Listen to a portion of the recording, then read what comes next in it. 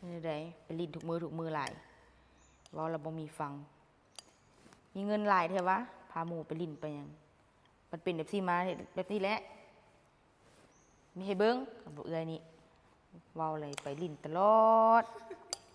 หาเงินอยู่ไส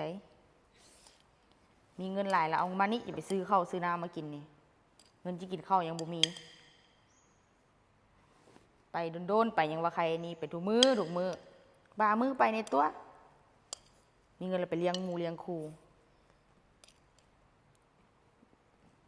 บัดนี้มาหมูก็บินจิมาเบึงเมากับเมาน้ำก่อนบัดข้างเราบ่มีแผ่มาเบึงน้ำบัดเอ้ยว่าเราบ่มักว่าจุ่มไงล่ะเปลี่ยนแปลงตัวเองว่าเราบ่มีฟังจักอย่างผัวก็ที่ได้แล้วยังโบหูเรื่องหูราวอย่างเพราะนั้นว่าเอาให้แต่ผู้อื่นตัวเองหันเฮงกระติกปลินระบุหูมาเงินมาสาร3-4 มื้อจึงมาแล้วแบบสิแหละกินข้าวกับบ่ได้ลูกกินน้ำก็ยากมาแล้ว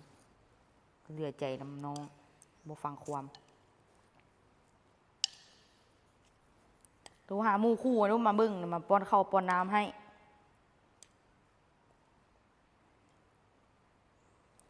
ยังเหลือใจได้ซื้อเล็กกับบุตรนี่ซื้อหมดบักเอานี่ไหมคะแนนนี้แหละว่าเราบ่ฟังว่าเราฟัง